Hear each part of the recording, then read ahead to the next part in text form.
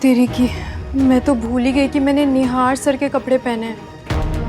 Mummy ने देख लिया ना तो सवाल पूछ पूछ के बैंड बजा देंगे मेरी। खुद ही चाबी से खोल कर ना चुपचाप रूम में चली जाती हूँ, किसी को कुछ पता नहीं चलेगा।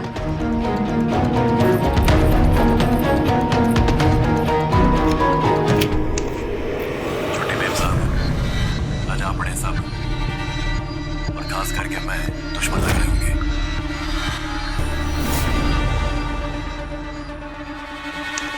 लेकिन एक दिन आएगा जिस दिन आपको ये बात समझ में आएगी। सब अपने काम में व्यस्त है, बच गई मैं।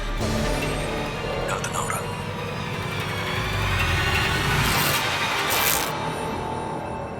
ओ तेरी, ये तो फट गई। आपके लिए खाने की दूसरी थाली लेकर आता हूँ और जो आप बड़े उसको भी बर्बाद किया ना, तीसरी बार सीधा डॉक्टर लेके आऊंगा। ऐसे दबे पैर बिल्ली की तरह क्यों घर में घुसी चली आ रही थी? ताकत वाले इंजेक्शन लगाओ। ये क्या कपड़े पहन रखे हैं तूने रुचि? ये लड़कों के कपड़े क्यों पहन रखे हैं तूने? तेरे कपड़े तेरे हाथ में क्यों हैं? ये मेरे खाटू श्याम जी महाराज, ये चश्मा टूटा कैसे? कुछ नहीं मम्मी, वो आओ, क्या कर रही है? साफ साफ बोल ना, ये कपड़े क्यों बदले और किसके हैं ये कपड़े? वो मैं अरे ये इतना शोर किस बात का है? क्या हो रहा बाहर? कुछ नहीं पापा। कैसे कुछ नहीं? मुझे सब सुनाई दे रहा है। बीमार हूँ, बहरा नहीं। मम्मी प्लीज पापा को कुछ मत बताना। उषा, रुचि, अंदर आओ तुम लोग, वरना भाड़ में क्या आ रहा, मैं बाहर आ रहा हूँ। अंदर आ।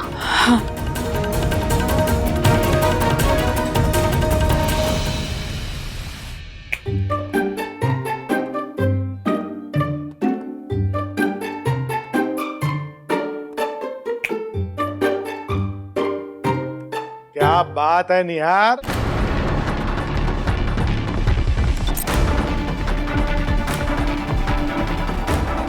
बड़े खुश लग रहे हो आज तुम। अपनी खुशी का राज हमें भी बताओ बेटा। Because I love you, Dumbo. खुशी का क्या राज होता है पापा? इंसान को तो हमेशा खुश ही रहना चाहिए ना। वो तो है, लेकिन ना मुझे लगा कि कोई गुड न्यूज है। Good news? इन्हें कैसे पता चला अमृता के बारे में? हिटलर के साथ साथ अंतर्यामी भी बन गए क्या ये? इतना क्या सोच रहे हो? हमें भी बताओ, इतनी कौन सी जरूरी डील क्रैक की है कि 2 मिनट अपने बाप से बात करने का टाइम नहीं है तुम्हारे पास?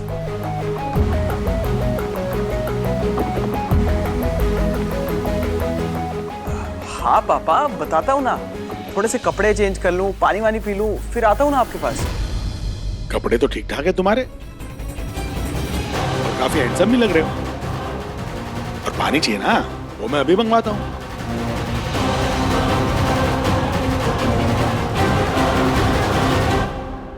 अब यूं ही पुतली बन के खड़ी रहेगी या कुछ बोलेगी भी? वो मैं कीचड़ में गिर गई थी ना, तो निहार जी ने अपने कपड़े बदलने के लिए दिया था, तो ये उन्हीं के कपड़े, और ये चश्मा भी टूट गया था तो उन्होंने टेम्पररी टेप लगा के चिपका दिया था। इतनी सी बात है। मैं जाऊं कपड़े बदल के आऊं? जब इतनी सी ही बात थी तो तू चोरों की तरह घर में क्यों आ रही थी? वो मैं आप लोगों से डर गई थी, मुझे लगा आप लोग गुस्सा करोगे।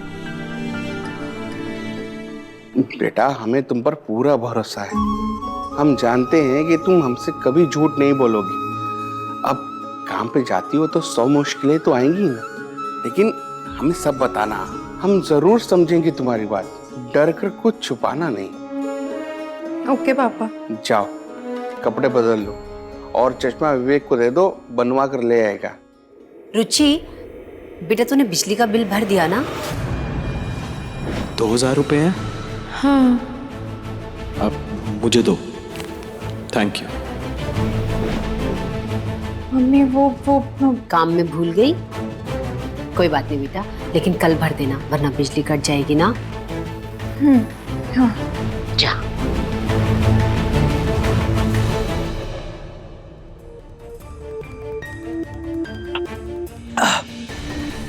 और दूं बेटा पानी?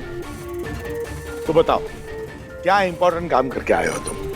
पापा वो प्रतीक, आज निहार बहुत बड़ी डील क्रैक करके आया है, इसलिए मैंने तुम्हें बुला लिया। बोलो बेटा, क्या बोलूं कि मैंने कोई डील करी ही नहीं है। सारा दिन अमृता के साथ था। अगर डील बहुत अच्छी हुई ना तो तुम्हें बहुत बड़ा इनाम मिलेगा, लेकिन अगर आज का दिन भी तुमने वेस्ट किया तो उसकी पेनल्टी भी भरनी पड़ेगी।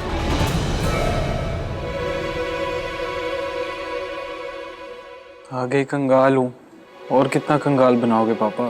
कुछ कहा तुमने? नहीं पापा, मैं कह रहा था कि पेनल्टी क्या भरनी पड़ेगी? पेनल्टी? अरे तुम पेनल्टी के बारे में क्यों सोच रहे हो? गिफ्ट के बारे में सोचो। आखिर डील तो फाइनल की है ना तुमने। अभी के लिए झूठ बोल देता हूँ, बाद में संभाल लूंगा। हाँ पापा, बिल्कुल फाइनल की है, और बहुत ही बढ़िया डील फाइनल की है।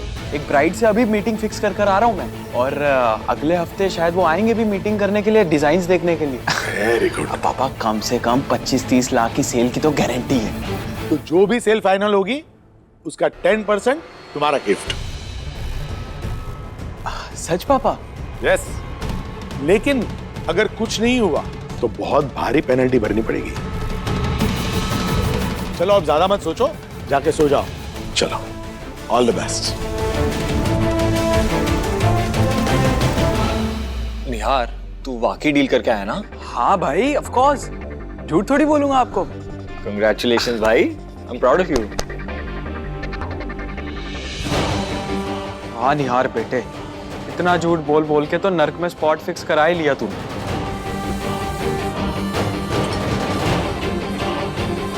तो ये भी मेरी जेब की तरह खाली है। सोलमेट क्या कर रही है ज्योति? देखिए टी शर्ट पहले से फटी हुई, तू और फाड़ दे। अरे भाड़ में जाए तेरी टी शर्ट। जो मैं बोल रही हूँ ना पहले वो सुन। निहार तेरा सोलमेट है। पागल। अरे तू खुद ही सोच ना, वहां इतने लोग थे पूजा में, फिर भी तुझे सिर्फ निहार नहीं बचाया, और वो भी एकदम फिल्मी हीरो टाइप्स।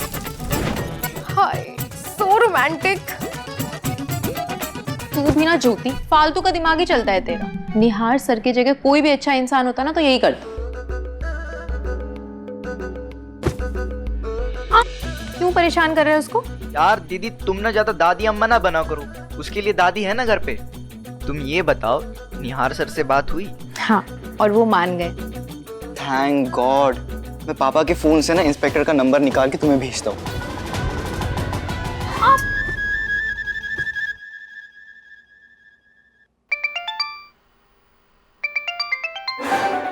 निहार सर, बात कर। हेलो जी सर। रितिका। रुचिता सर। यार रुचिता, देखो तुम्हें मेरे लिए एक बहुत इंपॉर्टेंट काम करना है। मेरे लिए दुल्हन ढूंढनी है, वो भी जल्द से जल्द। ये आवाज कैसी थी? सर बिल्ली थी, बिल्ली। हट। मेरी बात सुन ली ना तुमने? जी सर, आपको एक दुल्हन चाहिए है ना? लेकिन सर आप शादी कर रहे हैं क्या? अरे नहीं नहीं, मैं शादी नहीं कर रहा हूँ। देखो, तुम एक ऐसी लड़की ढूंढो जिसकी शादी होने वाली है, और उसे किसी भी तरह से कन्विंस करो कि वो हमारे स्टोर से सारी ज्वेलरी ले। जी सर, लेकिन मैं ये सब कैसे? अरे कम ऑन यार, अब मैं पापा को कमिट कर चुका हूँ और कोई ऑप्शन नहीं है मेरे पास। अगर मैंने ऐसा नहीं किया ना तो बहुत बड़ी प्रॉब्लम हो जाएगी। पर यार इतना बड़ा भी काम नहीं है, मेरी बेस्ट एम्प्लॉय के लिए तो ये छोटी सी बात है। हाँ ओके सर, मैं देखती हूँ। वाह, बेस्ट एम्प्लॉय, क्या बात है। चुप कर यार। पूनम, कल मैंने आपसे निहार से बात करने के लिए कहा था। उम्मीद है कि तुमने अपने लाडले को ठीक से समझा दिया होगा। वो कल पूजा थी ना, और उसके बाद इतना कुछ हो गया, समय ही नहीं मिल पाया। आज बात करती हूँ उससे। कोशिश करना कि मामला तुमसे ही समझ जाए, तो ही बेहतर होगा।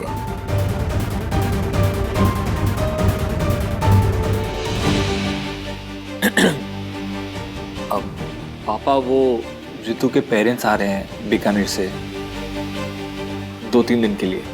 अच्छी बात है। तो मैं सोच रहा था कि 2 दिन वो हमारे यहाँ रहें तो। ऑफ कोर्स भाई, अंकल आंटी भी हमारी फैमिली जैसे हैं। अगर वो यहाँ नहीं रहेंगे तो कहाँ रहेंगे? तुमसे किसी ने तुम्हारी राय मांगी नहीं यार? पापा मैं तो बस चुपचाप खाना खाओ। प्रतीक बेटा, ये समधियों के रिश्ते जो है ना, बड़े नाजुक होते हैं। जरा सी बात और मुद्दा बड़ा बन जाता है, दिल में कड़वाहट पैदा हो जाती है। इसलिए ऐसे रिश्तों में जितनी दूरी ज्यादा हो उतना बेहतर है।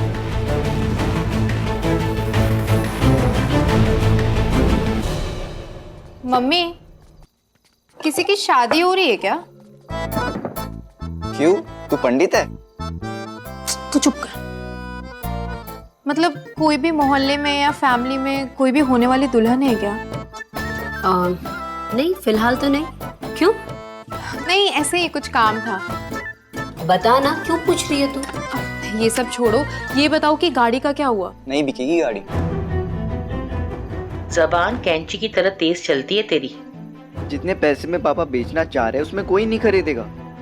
मुझे तो लगता है उन्हें बेचनी ही नहीं है, तभी ऐसी कीमत मांगते हैं कि सामने वाला ही मना कर दे। विवेक, दादी सही कह रही है, जबान के साथ साथ दिमाग जरा कम चलाया कर अपना। मम्मी, लेकिन विवेक तो सही कह रहा है ना, पुरानी गाड़ी है, ज्यादा कुछ नहीं मिलेगा, फिर हम क्यों बेचें?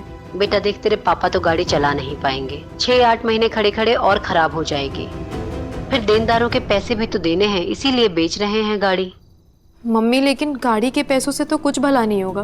पापा को बोलो ना गाड़ी नहीं बेचते हैं। तेरे पापा नहीं मानेंगे, और गाड़ी बेचेंगे तो पैसे ही आएंगे ना। तो मैं सीख लेती हूँ ड्राइविंग, और कार से ही ऑफिस चली जाऊंगी, और इस डफर को भी स्कूल छोड़ दूंगी, है ना? और रिक्शे के पैसे भी बचेंगे। बात तो सही कह रही है रुचि। अगर आप सब लोगों को ठीक लग रहा है तो मैं करती हूँ इनसे बात। हाँ। नरेश, कौन सा रोज रोज आते हैं वो लोग? इतने सालों में पहली बार आ रहे हैं, और फिर 2 ही दिन की तो बात है, आने दे उन्हें। आप जो कह रही हैं वो बात सच है माँ, लेकिन आप रोक क्यों रहे हो?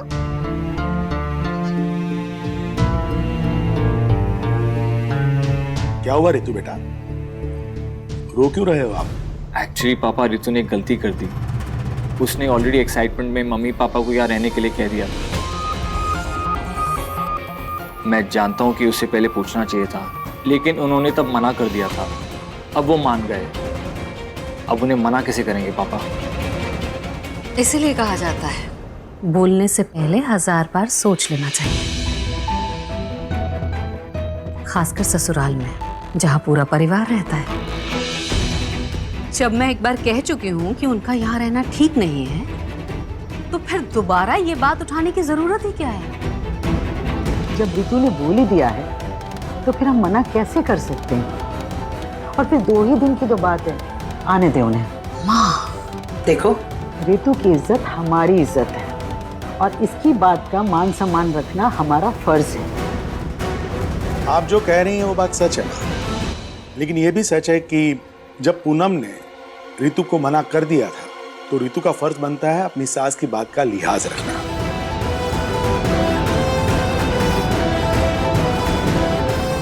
गलती रितु ने की है तो सुधारना भी उसी को पड़ेगा।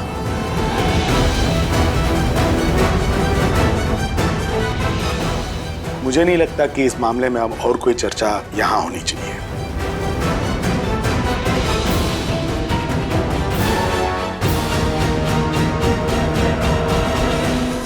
जी मॉम। 2 मिनट बात करनी है तुमसे। हाँ मॉम, बताइए। बैठे थे।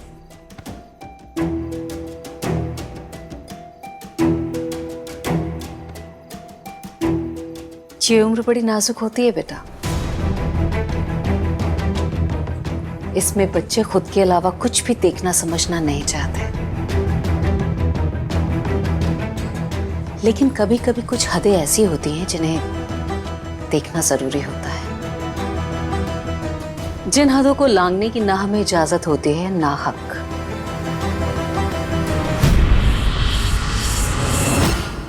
मैं कुछ समझा नहीं मॉम। तेरे और अमृता के बारे में बात कर रही हूं मैं। तुम दोनों के बीच जो चल रहा है ना, वो न मुझसे छुपा है ना पापा से।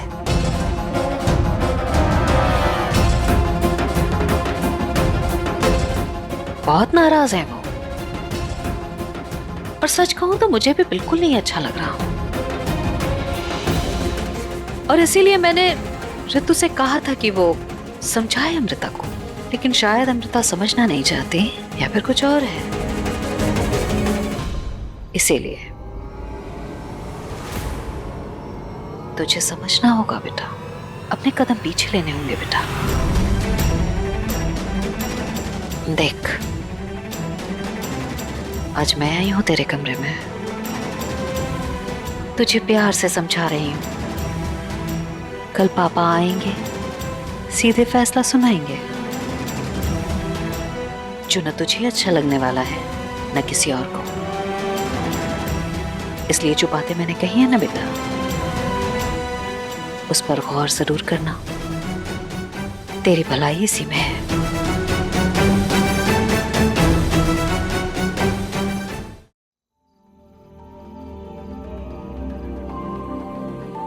Good night. Good night mom.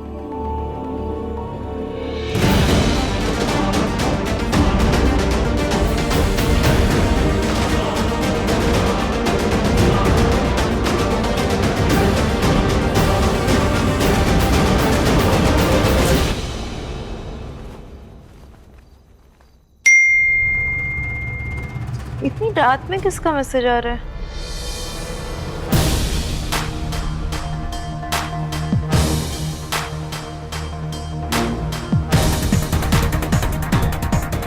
निहार सर का मैसेज इतनी रात को? सब ठीक है ना?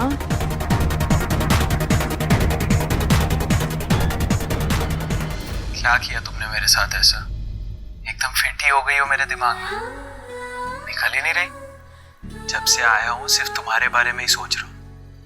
आई नो कि हमारे बीच आज बहुत अजीब चीजें हुई और तुमने भी बहुत स्ट्रेंज बिहेव किया, बट अच्छा था।